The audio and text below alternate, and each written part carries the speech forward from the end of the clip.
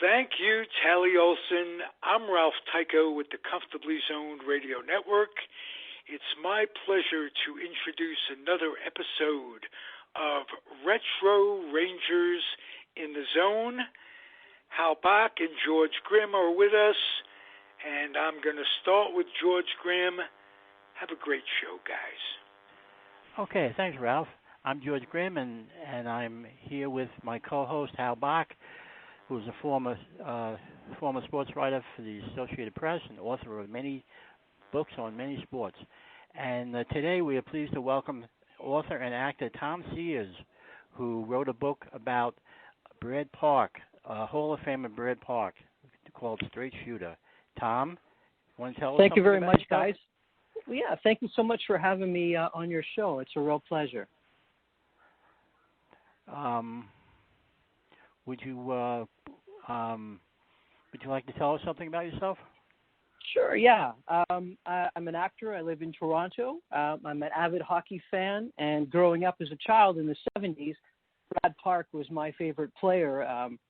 And it's just been an incredible experience getting a chance to write a book about Brad's life. Right. Would you tell us how you hooked up with him? Sure. Write the book. Yeah, no problem. Now, obviously, I've been a fan of Brad for years, and I'd met him at various events and things like that and signings, but never in a personal way. And I did some volunteer work for the Hockey Hall of Fame for about 10 years, and through my association in Toronto with the Hockey Hall of Fame, I was able to connect with Brad through my association with Craig Campbell and Phil Pritchard at the Hall. They are the Phil Pritchard is the keeper of the cup. And through my association with those two fellas, I was able to get in touch with Brad and get his email and start the ball rolling towards writing a book about him. That's great. Yeah. He was open. Yeah. Brad was a fan. I have a question, Sorry. Thom. Did you play hockey as a kid? I played a little bit as a kid, but I was never big enough and fast enough to avoid getting hit. So my hockey career wasn't very storied, but I still had an incredible passion for the game, and I do play rec hockey from time to time now.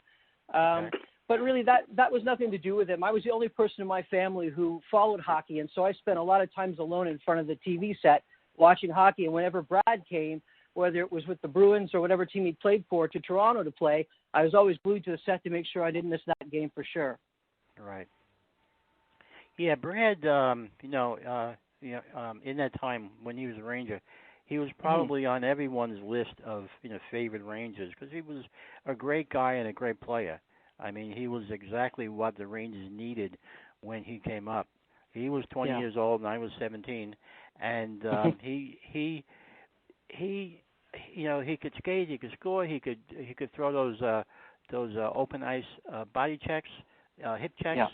He was very smart with the puck. He was just an all-around great player who the Rangers could build around. He was young. He was our answer to Bobby Orr, and that's I was just about to say that, George. Yeah. He was the Rangers' answer to Bobby Orr. Bobby Orr revolutionized the game as a defenseman, and led the Bruins to the Stanley Cup, a couple of Stanley Cups. And his offensive moves, his ability to skate, carry the puck into the offensive zone. The Rangers never had anybody like that until Brad Park came along. Right. And Brad played the game very much the way Bobby Orr did for the Bruins. So he was the Rangers' answer to number 4. Right. I think that Brad also, his defensive end of things as a defenseman, obviously didn't put up the offensive numbers that Bobby Orr did. No player has since, and maybe never will again, another defenseman. But what Brad's strength was is his ability to play the 200-foot game. I felt he was really strong defensively as well as his offensive skills. He was a very smart player. He reading was. Your book, he he would sit with his father at the kitchen table and use salt and pepper shakers and everything else, there to outline the plays. And he was a very smart player. Well, this intelligence that you're talking about, his way of handling and angling off guys and stuff, this obviously really came into effect when he began to slow down and he had to think more instead of beating guys in foot races. That intelligence, I think, allowed him to play for so long despite not really being a great skater the last half of his career. Right. But he was a good player all through. You know, I never found any fault with him. But I was a Brad Park fan. I was a Ranger fan. Yeah. He was part of a revolutionary trade. I mean, that Emil Francis made. Yeah. Emil traded John Rattel and Brad to the Bruins in a trade that the Rangers got Phil Esposito and Carol Vadnais, and it was it shook the franchise. It really did, right. Because those two guys were pillars of the Ranger franchise. Right. And you don't trade pillars. You trade supplemental players. But Emil thought it was necessary to shake the team up at that point, and he traded Brad and John Rattel to Boston. And Eddie Jockman just before that, shortly before that. Yes, he had. That. So they were already starting to dismantle the team as well at that point, right? When John Davidson moved into the crease at that time. Right. That's true. But Brad was really broken up about being traded from New York. He loved his life and he loved his life there. He has a child with a disability, and they were involved in a program to assist their family with that. And he was so entrenched in the community. He was also the captain of the team when the trade happened. Right. And the team struggled out of the gate, as did Boston that year, which was what prompted this big trade. And Brad was completely, obviously, devastated and shocked, thinking that, you know, Emil kind of more or less said, "You're never going to be traded under my watch," kind of thing. So he was pretty upset about it, I'm sure, as Phil was leaving Boston at the time. Right. But he had a good stretch in Boston, a good run in Boston. Oh yeah. He actually played more games in Boston than he played in New York. Right. Yeah. That's right. I've got 501 regular season games in Boston to 465 regular season with New York Rangers. Right. Which is another reason why you could discuss why his number hasn't been raised yet with the number 2 with Brian Leach obviously up there. I was going to talk about that. The Rangers have retired 8 numbers so far, honoring 10 players. Why not Brad Park? I mean, he was the player of our generation. I mean, I don't understand it. The only thing I can think about is because his career was so split between New York and Boston, aside from the 2 years at Detroit at the end, had he obviously played longer in New York and put up more games and things like that, even though he was so impactful in the 7.5 years he was there, I think it would have been a no-brainer at that point. But the only thing I can think that could be holding him back is the number of games he played, possibly, and I don't know if there's any animosity at all between New York and Boston these days. Well, I don't think so, because he was here for the Hatfield retirement and the Jean, and you know when they did Jean Rattel. So he was here, and I would think he would be waiting for it, but then he would be honored. I wouldn't be the least bit surprised if they had Brad's number up there in the rafters, because don't forget, Rattel, after he was traded to Boston, played for the Bruins for a while. And then he remained in the organization, and I think he's still working for the organization to this day. Right. And that's 20 years after more than 20 years after the fact. Well, I know that Brian and Emil Francis have a great relationship now, so I'm sure there's nothing there. They still play golf and chat all the time. Yeah. Well, so I think eventually Brad's number will be up there. Yeah. He was part of a very iconic Ranger era that, and George can speak to that. He knows it probably better than I do. Yeah. Although I covered a lot of those games with Brad and Rod and Hatfield and Rattel and that whole team, and it was a terrific team. It really was. I mean, George wrote a book about they did everything but win the cup. Yeah. They were a remarkable group, and they were a wonderful team to cover. Brad was one of the icons, one of the guys in that dressing room that you could go to, win, lose, or draw. And in those days, we had draws. And he was always there at his locker, and he was always there to provide you with a quote or two that you needed to do your story. So Brad was friendly with the press, and he was a leader of that team. There's no question about that. So I think eventually you'll see his number up there as well. With the others. Yeah. As far as Brad's relationship with Emil Francis, in 2016, when I was doing my book, I had contacted Brad about interviewing him, and before he would sit down with me, he called Emil to see if it was all right. So that was, that's the, that's that's the relationship. had for each other. Yeah. And well, Brad has a lot of time and respect for Emil Francis, I'm sure. Right. The cat, as they call him. The cat.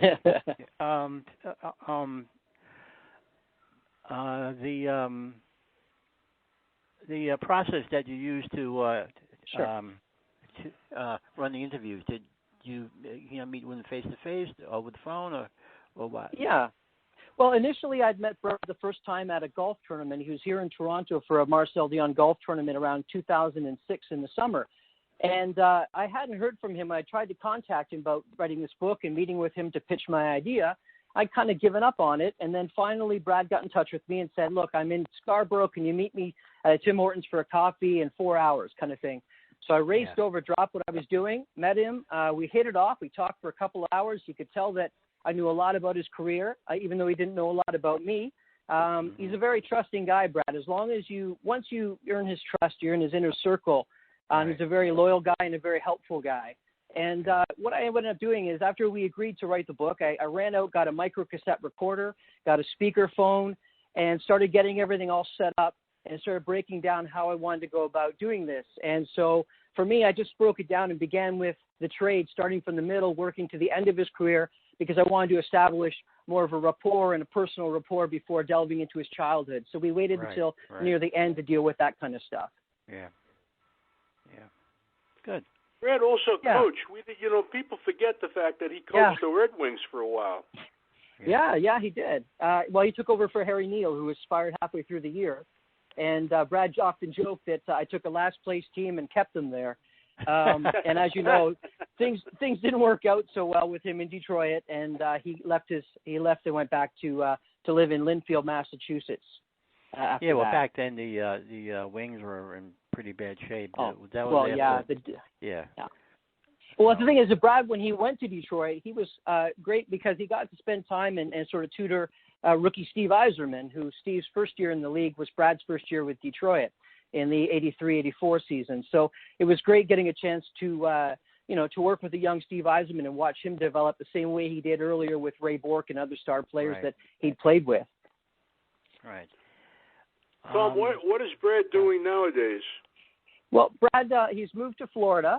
His wife, who is a nurse, has retired a few years back, and they live in Florida. And they come up here now and again whenever there's an event. Brad's heavily involved with the Team Canada 72 and any charity and money that raises.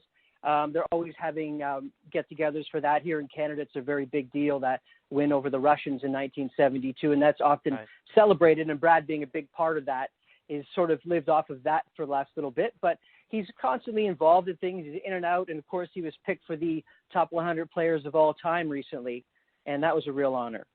Oh, sure.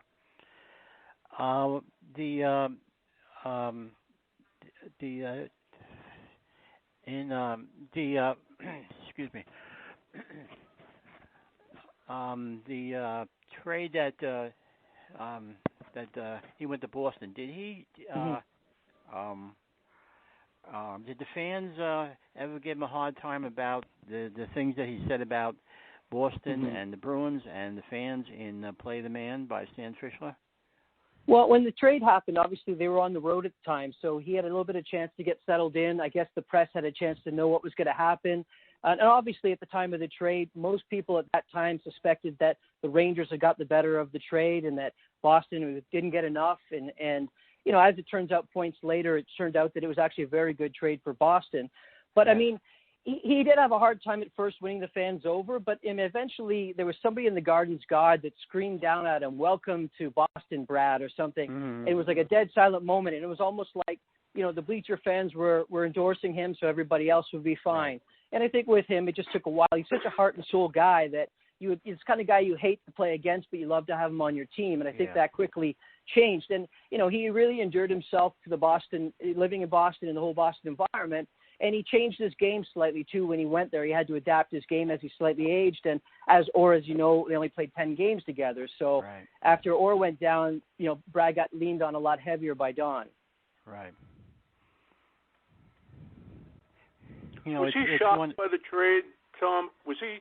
I mean, I think the fans were shocked. I'm wondering if he was shocked.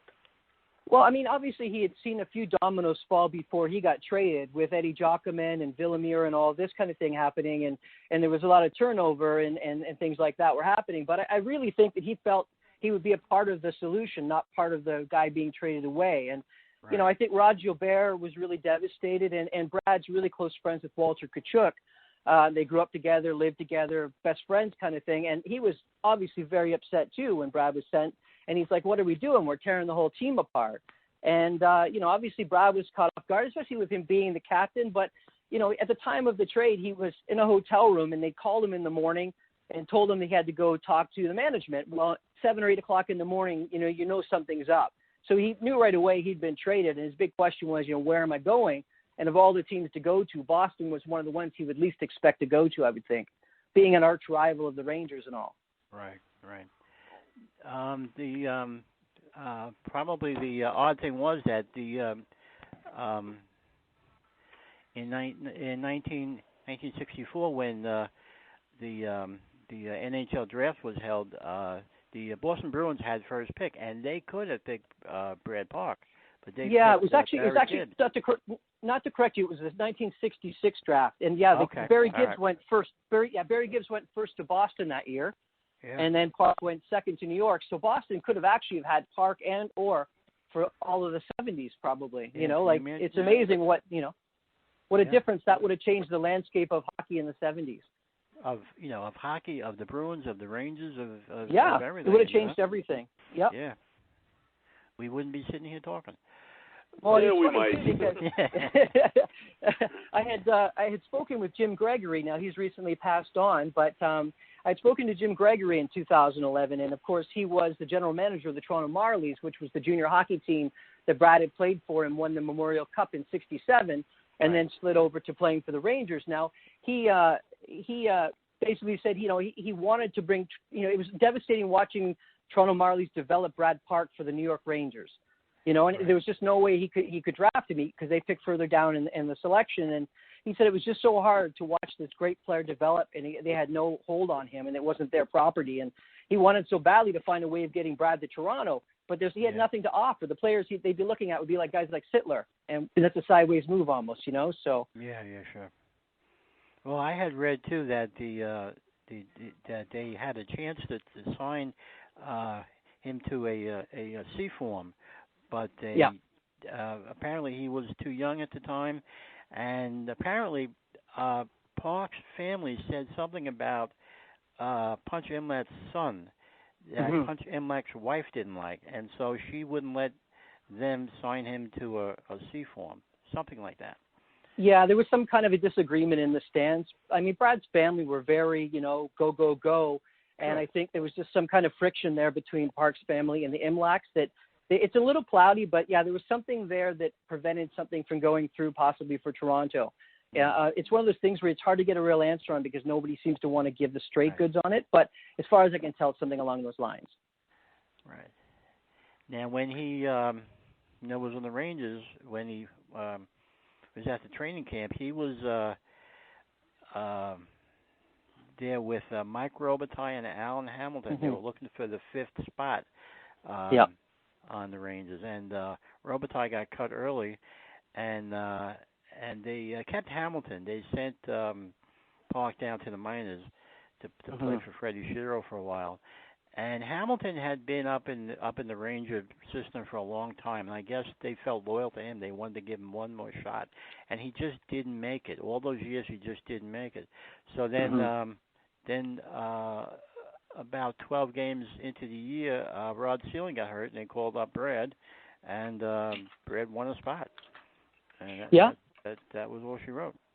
Yeah, he was just down in Buffalo for just looking right now, 17 games, and then he was called up. And then he never looked back. And obviously, he was, as a rookie, you're always fearful that you're going to get demoted. You're not confident, and he's always wondering if he was good enough.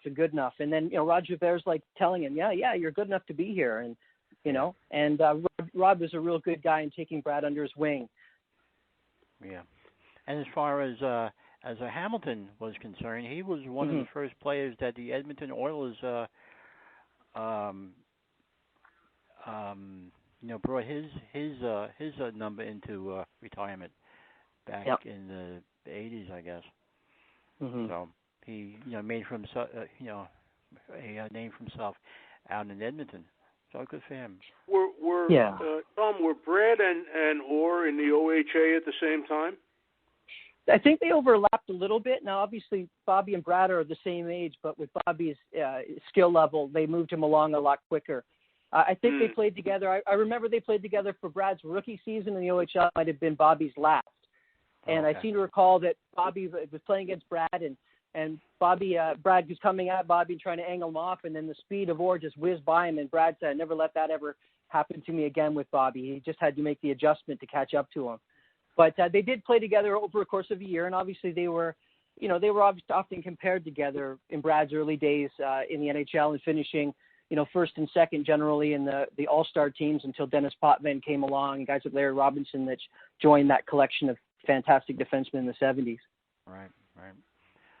Well, I know that when Brad joined the Rangers, he was considered to be the Rangers' answer to Bobby Orr.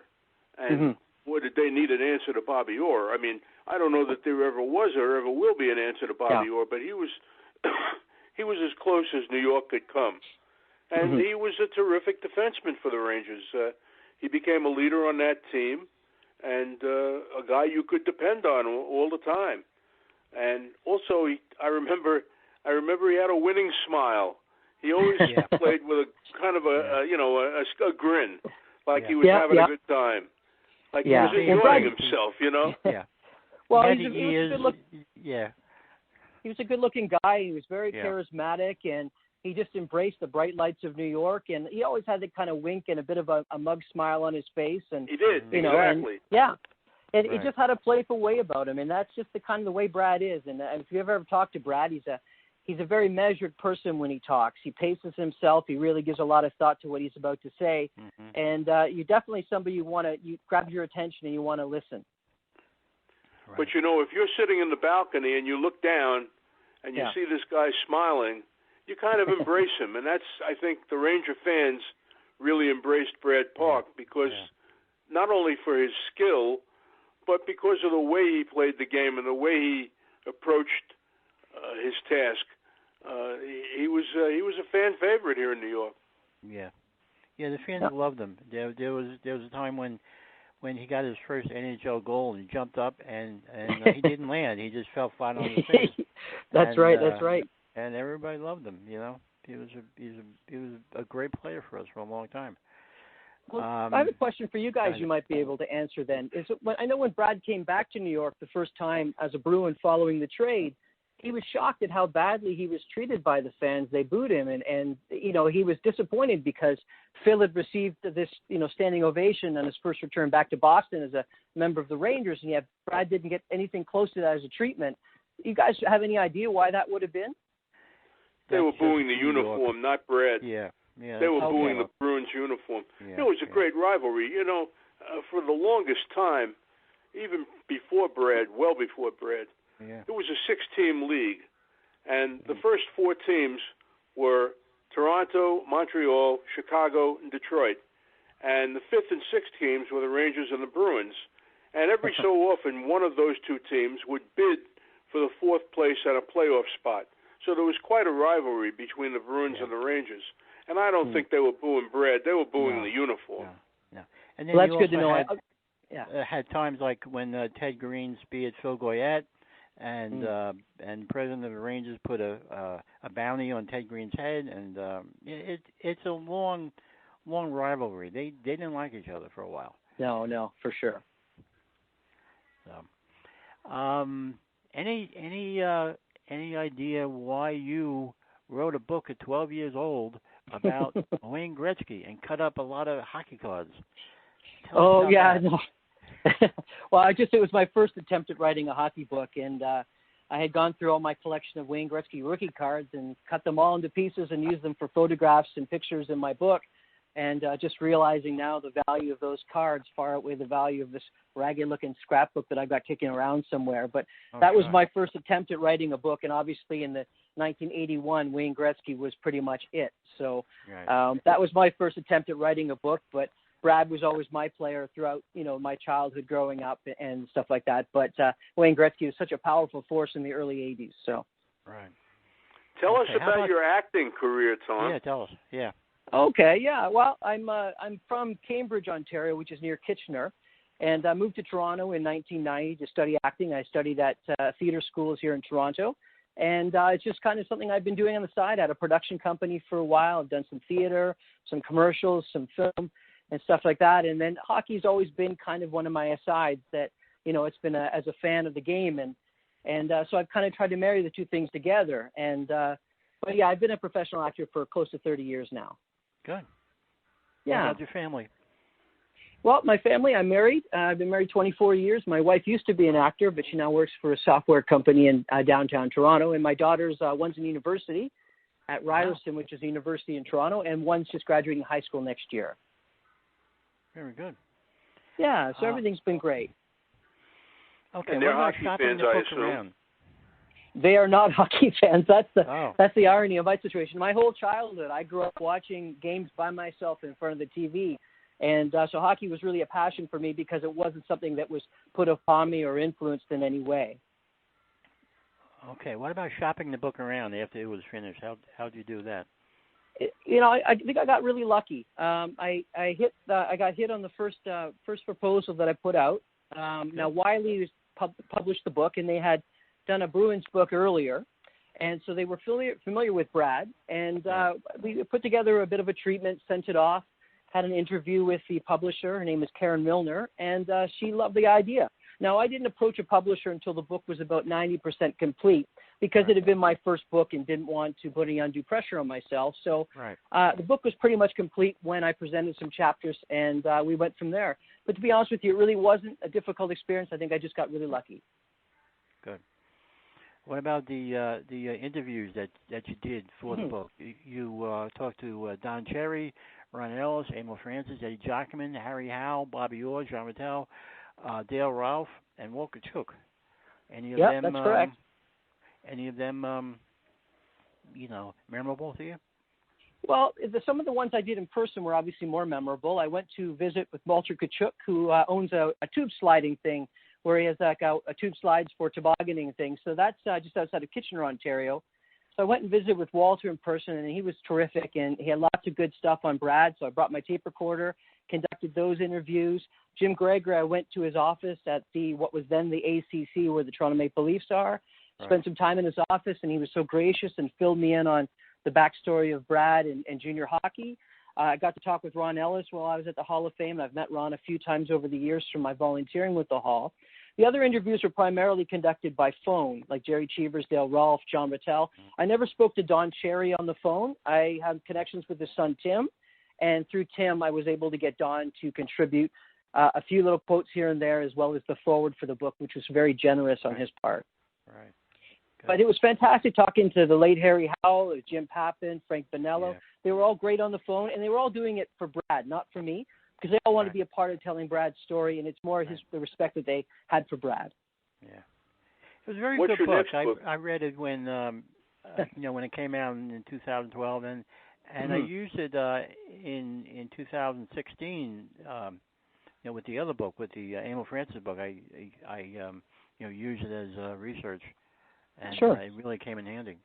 Now, what's your next book, Thom? Oh, I don't know if I have another book lined up. I at one point in time after the completion of this book, I had looked at possibly doing someone else's book, but I've been working on some other projects and writing as well. I write music and other things as well. So my writing has kind of transitioned into other areas, the scripts and things like that. But I may visit the idea of doing another book again. It was more a matter of, with this book in particular, what inspired me was that Brad Park was my favorite player, and really there was nothing more written about him after 1972, other than Play the Man, the instructional book, and then the talk about the 1972 Team Canada team. There was no other books written about Brad, so I wanted to see the rest of the story. So I basically just filled a void where there wasn't a book. I put a book in, and created the book that I wanted to read. I like stats, so I wanted to find a really good balance between stats and stories. Mm-hmm. You did a good job. How about now? Who's your favorite player now? Well, I'm living in Toronto. Everyone right now is obsessed with Austin Matthews, of course. Right. But I had a lot of favorite players growing up. Mike Bossy was one of my favorite players as well. And I've met the author who wrote Mike Bossy's biography. I've got some other friends that have written books. Kevin Shea has written the Derek Sanderson book. He's a friend of mine. Another one, Todd Deneau, wrote Jacques Plante's book. Fantastic books as well. Yeah, they are good. Yeah. Okay. So, anything else you want to say to us? Well, I could tell you a really quick, great story about Brad if you have time. Yeah, sure. Okay. Well, in 2012, about a month after the book had come out, Brad had been was winning an award for Alumni Man of the Year award. Every year, the NHL puts us on for various stars that do charity work and things like this on the side. And I got a message from Brad, and he had my wife and I sit at the head table with him, Rod Gilbert and his wife, Walter Kachuk and his family, and we all sat at the head table. And when we walked into the hotel in Toronto, there was a copy of the book on every one of the tables in this giant hall. Wow. And there Wayne Gretzky was there. Gary Bettman was there. The who's who of hockey were there, and they all had copies of the book in hand for Brad and I to sign. Wow. And that was a real thrill. And to have Brad include me in on a special day like that and have me sit at the head table with my wife, that's the kind of guy Brad is. Yeah, I'm getting chills just sitting here listening to you. Very good. I tell you, it's one of the greatest moments of my life where I felt like all the hard work of working on this book and trying to do all this research, it was all worth it in that moment. Yeah. That's one of those times when you sit there and you look around and say, how the hell did I get here? You know? Exactly. Well, that's the thing, right? Yeah, it's just so that's the thing about Brad. I mean, and one of your questions was, did he live up to expectations? Brad exceeded all expectations. As a human being, he's a fantastic guy. He's a great listener. He's interested in you. He doesn't care about his own celebrity. He doesn't have a shrine in his own home. He's just a real down-to-earth, great guy. Yeah, and it's easy to work with people like that. Yes. Oh yeah, fantastic. And he was just so open to me. Once I got past that layer of making sure that he could trust me and that I was there for him, and we had the same goal in mind, and wasn't trying to throw players under the bus or anything like that. We were very conscious of making sure that players were represented correctly, but never throwing them under the bus, realizing this is someone's grandkid might read this story or something, right? Yeah, that's true, yeah. Yeah. Yeah, when I interviewed him, I was set up to interview him on a Wednesday in the morning at 9:00 or whatever, and I read through everything, and he answered all my questions, and at a certain time he had to go, and I wasn't done yet, and I think he knew I wasn't done yet, so he said, why don't you call me again tomorrow morning at the same time? So I called him, the next morning at the same time. It was really, really good, really easy talking to him, Mm-hmm. Yeah. So.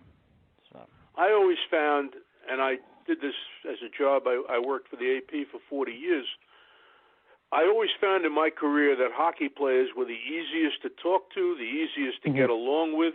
It may have something to do with being Canadians, I don't know, but they were the best. They were the best people to talk to, the most convenient.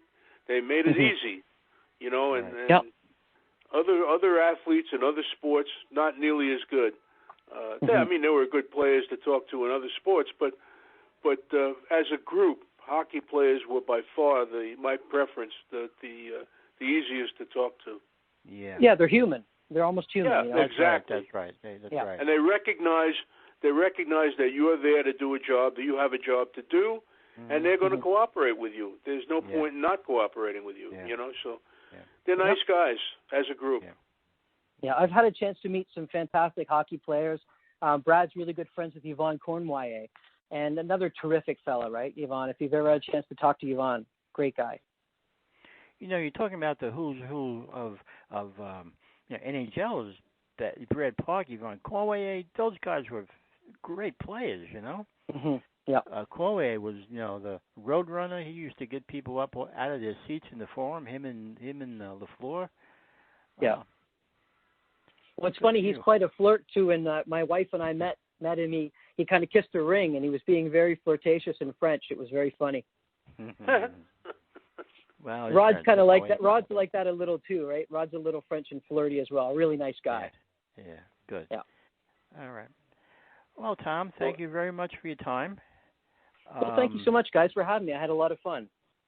Thank you, It Hal. was a pleasure talking with you, Thom. Appreciate your time. And reliving the memories of seeing Brad play in Ranger Blue, and that number 2 will always, it'll be up there before too very long. I'll guarantee you. We hope so. Yeah, we're hoping so, yeah. Well, thanks a lot, guys. All right. Thank you. Bye-bye. Okay. Thanks. Thanks, Hal. Bye now. Take care. Bye-bye. Bye-bye.